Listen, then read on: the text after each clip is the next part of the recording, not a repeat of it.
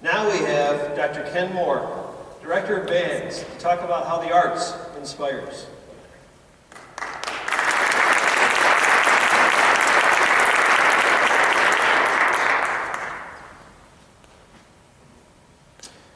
How do the arts inspire? The word inspire comes from the Latin inspirare, which means to breathe into. So inspiration deals with that part of humans that we call the soul. How do they do that?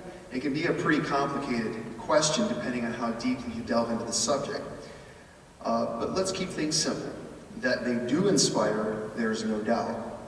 For just as the natural sciences enable us to understand the rational and the logical, so do the artistic disciplines, musical, visual, and theatrical, discern the affective, emotional, and feeling part of humanity.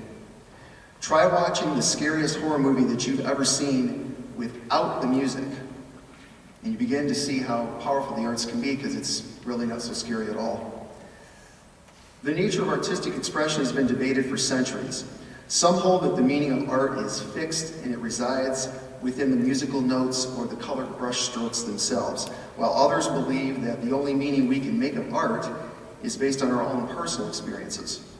Either way, a musical composition or a painting expresses things that language and numbers, the tools of the sciences, cannot, because the arts put us in touch with our emotions, which is a vital part of the human experience. The arts help show us what humans are capable of and often inspire us to do our best.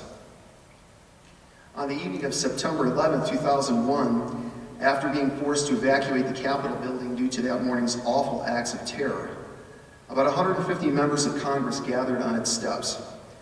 After several congressmen made brief statements, all of the members spontaneously began saying, "God bless America," inspiring an outpouring of patriotism and volunteerism across the nation and around the globe.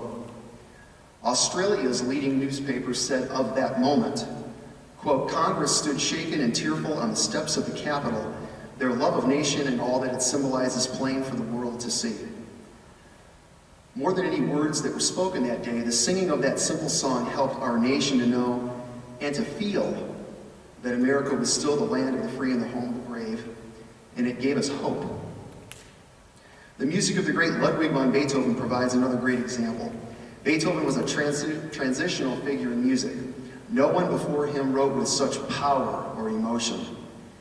To know that he wrote the great bulk of his work while being almost totally deaf is mind-boggling. The last movement of his last symphony, number 9, is a musical setting of Friedrich Schiller's poem Ode to Joy. The first symphony to use vocal soloists and a large choir, it is a massive and powerful work of art, conveying the hope that can be found in the brotherhood of mankind.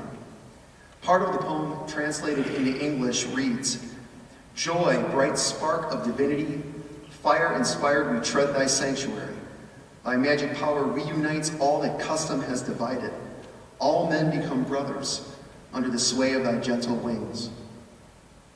Pretty poignant words, but they touch us deeper when expressed through Beethoven's music. And in case you don't know what I'm talking about, we have a brief clip of that.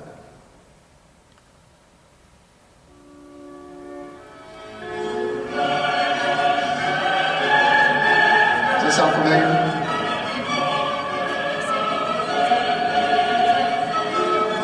Please tell me you've heard that before. Oh, good. I feel better. That's good.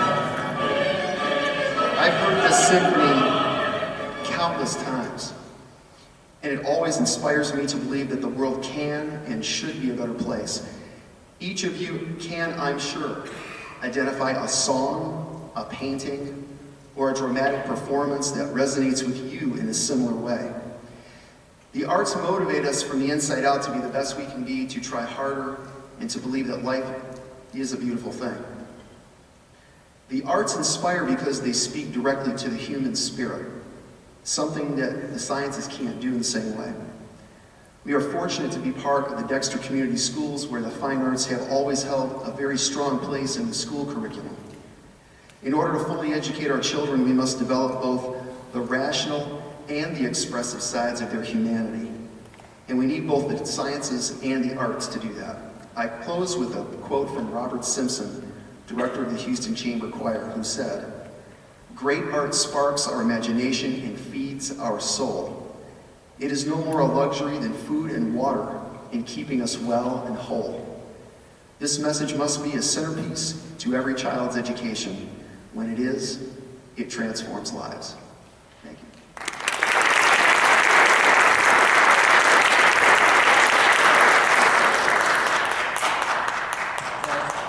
If you haven't had an opportunity to see our marching band at 190 students plus, that is just phenomenal.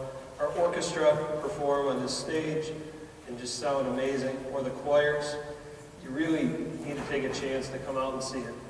What I found, visual arts and theater, equally strong. It really is in place to inspire students. And Dr. Moore, I want to thank you for coming up and talking today.